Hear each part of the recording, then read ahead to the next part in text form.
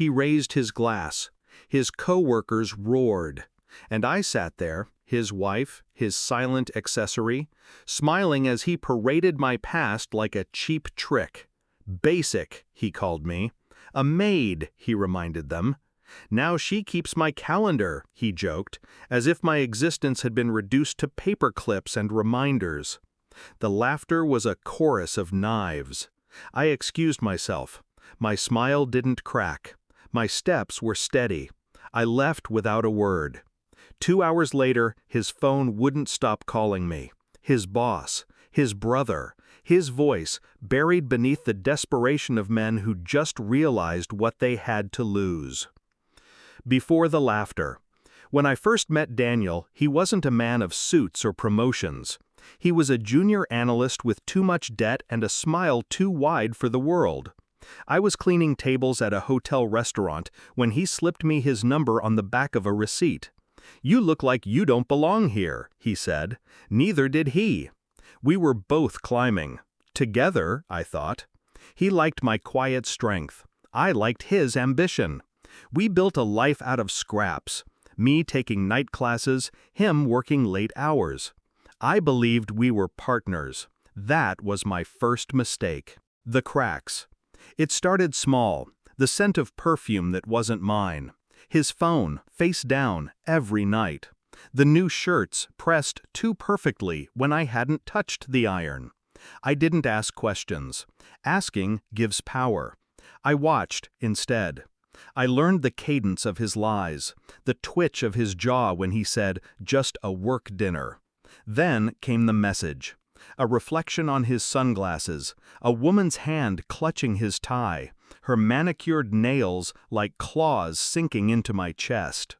He sent the photo to his brother, captioned, "She has no idea." I didn't cry. I memorized the date. The plan. Revenge isn't rage. Rage is sloppy. Revenge is patience. I collected quietly. Bank statements, screenshots, hotel receipts. I visited a lawyer while he was working late. Did you know infidelity can shift the scales in a divorce settlement if you document it well enough? I do. While he slept, I exported his emails. While he showered, I scanned his contracts. I built a file so airtight it could suffocate him. Then I made myself useful to his boss. Subtle, unthreatening. Organizing charity galas, offering suggestions that sounded like his. The boss's wife adored me. She invited me to lunches Daniel knew nothing about. I was no longer invisible. I was essential. And his brother? Let's just say secrets slip easily when you pour whiskey into a guilty man. The dinner. His promotion dinner was my stage. He thought it was his. He clinked glasses, mocked me, painted me as small, basic. But every laugh they gave him that night was borrowed time. When I left the table, I didn't go home. I went to the boss's wife, handed her a discreet folder, photos, texts, time-stamped proof of Daniel's affair with a coworker. She read in silence. She was the kind of woman who despised embarrassment more than betrayal. By the time dessert was served, she whispered into her husband's ear.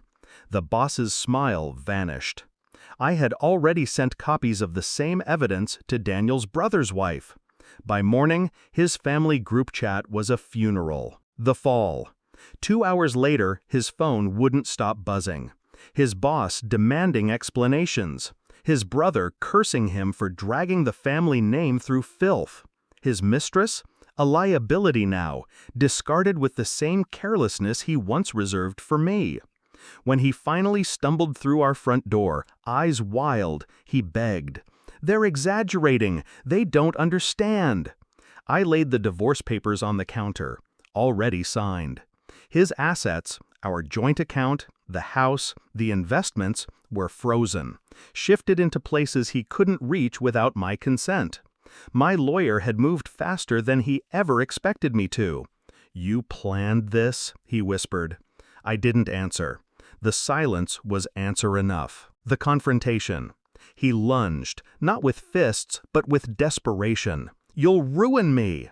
"No," I said calmly, "you ruined yourself. I just organized the schedule." His words had once been daggers. Now they were confessions. Every insult, every sneer, every basic joke he ever made, fuel I had refined into a blade sharper than he could imagine. By the end of the week, he was suspended pending investigation. The company couldn't risk the scandal. His brother stopped returning his calls. The mistress found a new host to leech. The release. I moved into an apartment with tall windows and silence that didn't ache. For the first time, I breathed without checking the door, without bracing for laughter at my expense. People ask if I regret it, if revenge tasted sweet. It didn't.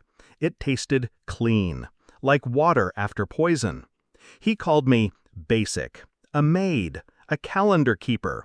He was right about one thing: I do keep calendars, and I never forget a date.